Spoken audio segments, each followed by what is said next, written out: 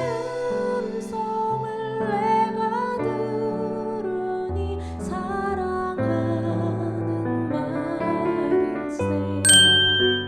사도들이 백성에게 말할 때에 제사장들과 성전 맡은 자와 사두개인들이 이르러 예수 안에 죽은 자의 부활이 있다고 백성을 가르치고 전함을 싫어하여 그들을 잡음에 날이 이미 저물었으므로 이튿날까지 가두었으나 말씀을 들은 사람 중에 믿는 자가 많으니 남자의 수가 약 5천이나 되었더라. 이튿날 관리들과 장로들과 서기관들이 예루살렘에 모였는데 대제사장 안나스와 가야바와 요한과 알렉산더와 미 대제사장의 문중이 다 참여하여 사도들을 가운데 세우고 묻되 너희가 무슨 권세와 누구의 이름으로 이 일을 행하였느냐. 이에 베드로가 성령이 충만하여 이르되 백성의 관리들과 장로들아, 만일 병자에게 행한 착한 일에 대하여 이 사람이 어떻게 구원을 받았느냐고 오늘 우리에게 질문한다면 너희와 모든 이스라엘 백성들은 알라. 너희가 십자가에 못 박고 하나님이 죽은 자 가운데서 살리신 나사렛 예수 그리스도의 이름으로 이 사람이 건강하게 되어 너희 앞에 섰느니라. 이 예수는 너희 건축자들의 버린 돌로서 집 모퉁이의 머릿돌이 되었느니라.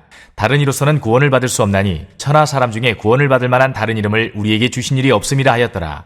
그들이 베드로와 요한이 담대하게 말함을 보고 그들을 본래 학문 없는 범인으로 알았다가 이상히 여기며 또 전에 예수와 함께 있던 줄도 알고 또 병 나은 사람이 그들과 함께 서 있는 것을 보고 비난할 말이 없는지라.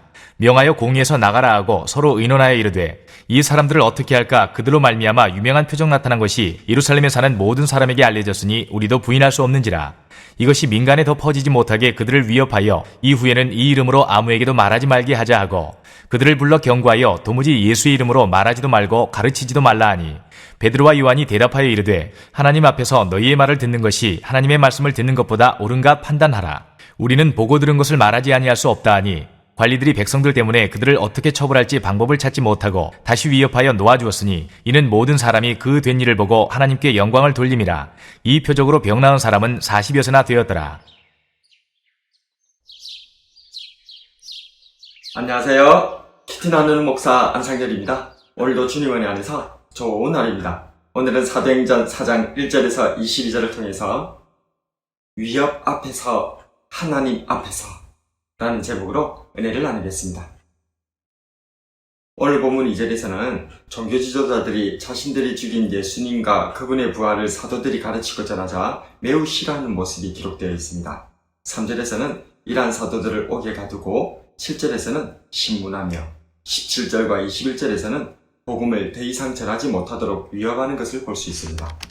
이것이 민간에 더 퍼지지 못하게 그들을 위협하여 이후에는 이 이름으로 아무에게도 말하지 말게 하자 하고 관리들이 백성들 때문에 그들을 어떻게 처벌할지 방법을 찾지 못하고 다시 위협하여 놓아주었으니 이는 모든 사람이 그된 일을 보고 하나님께 영광을 돌립니다.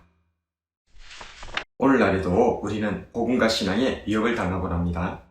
본문의 사도들처럼 직접적이고 노골적인 위협은 아니라 하더라도 코로나 이후로 확연히 드러나는 교회에 대한 배타적인 분위기 속에서 마치 교회가 코로나를 퍼뜨리는 진원지라도 되는 양 직장에서는 교회에 나가지 못하게 하고 우리들의 예배 모임을 폄하하고 소리내어 찬양하거나 통성기도도 하지 못하도록 강제하기도 했습니다. 한때 전 국민의 4분의 1이 기독교인이라는 통계도 있었지만 현재는 그보다 훨씬 적은 교세와 교회에 출석하지 않는 가난한 교인들이 가파르게 증가한 추세입니다. 이처럼 교회로 모이지 못하게 하고 교회의 입이 틀어막혀지는 새로운 위협 앞에서 우리는 어떤 태도를 취해야 하는 것일까요? 그것은 19절에 잘 나타나 있습니다. 베드로와 요한이 대답하여 이르되 하나님 앞에서 너희의 말을 듣는 것이 하나님의 말씀을 듣는 것보다 옳은가 판단하라. 세상의 말을 들을 것인가? 하나님의 말씀을 들을 것인가? 하나님 앞에서 판단하라. 이러한 신앙의 위협 앞에서 본문의 베드로와 요한 사도는 위협에 굴하지 않았습니다. 20절에 우리는 보고 들은 것을 말하지 아니할 수 없다. 사도들을 위협했던 제사장들은 이미 앞서 우리 주님을 십자가에 못 박아 죽였던 사람들입니다. 사도들은 그들의 잔혹하고 무자비함을 가장 잘 알고 있는 사람들이었습니다. 그럼에도 불구하고 사도들은 자신들의 목숨을 걸고 위협에 당당히 맞섰던 것입니다. 그러자 관리들도 사도들을 어떻게 처벌할지 방법을 찾지 못하고 그저 또다시 위협한 후 놓아주고 말았습니다. 복음을 향한 사도들의 당당함은 하나님께 영광을 돌려드리게 되었습니다. 우리도 사도들처럼 유혹에 굴하지 않는 당당함이 있기를 바랍니다. 신앙의 유혹 앞에서 주님께서는 유혹을 물리치셨습니다. 마태복음 4장에는 광야에서 40일을 금식했던 예수님께 마귀가 시험하는 장면이 나옵니다. 돌들로 끄떡이가 되게 하라. 성전 꼭대기에서 뛰어내려라. 내게 엎드려 경배하라. 특별히 세 번째 시험을 할 때에는 위협이 아니라 거절할 수 없는 달콤한 유혹으로 다가왔습니다. 마태복음 4장 8절에서 9절에 마귀가 또 그를 데리고 지극히 높은 산으로 가서 천하만국과 그 영광을 보여 이르되 만일 내게 엎드려 경배하면 이 모든 것을 너희에게 주리라.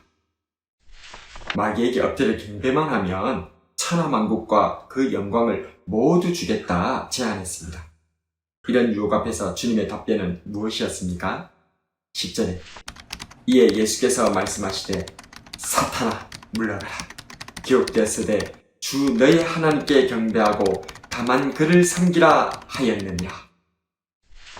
사탄을 물리치고 세상의 위협과 유혹을 떨쳐내는 우리가 되기를 소원합니다. 신앙의 위협 앞에서 당당하고 유혹을 떨쳐낼 수 있는 근본적인 비결이 있습니다. 바로 하나님 앞에서입니다.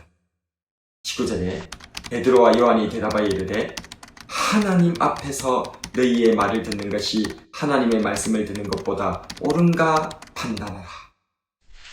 창세기 39장에는 이집트 파라오의 친위대장인 보디발의 집에 가정총무가 된 요셉의 이야기가 나옵니다. 보디발의 아내가 날마다 요셉에게 동침을 요구하자 요셉은 말합니다. 창세기 39장 9절에 이 집에는 나보다 큰 이가 없으며 주인이 아무것도 내게 금하지 아니하였어도 금한 것은 당신뿐이니 당신은 그의 아내이냐. 그런즉 내가 어찌 이 큰 악을 행하여 하나님께 죄를 지으리이까. 요셉은 보디발의 아내가 유혹하는 그 엄밀한 시간 속에서도 하나님 앞에서의 신앙이 있었던 것입니다. 내가 어찌 이 큰 악을 행하여 하나님께 죄를 지으리이까. 요셉과 같이 베드로와 요한 사도와 같이 우리 주 예수님과 같이 하나님 앞에서의 신앙이 있기를 간절히 소원합니다. 오늘은 교회의 입을 닫게 만드는 세상의 위협 앞에서 우리는 어떤 태도를 취해야 할지를 묵상해 보았습니다. 위협에 굴하지 않고 당당해야 할 것입니다. 유혹에 타협하지 말고 물리쳐야 할 것입니다. 무엇보다도 하나님 앞에서 판단할 수 있어야 할 것입니다. 위협 앞에서도 당당하고 유혹을 물리치는 하나님 앞에서의 신앙인으로 살아가는 저와 여러분이 되길 주님의 이름으로 축복합니다.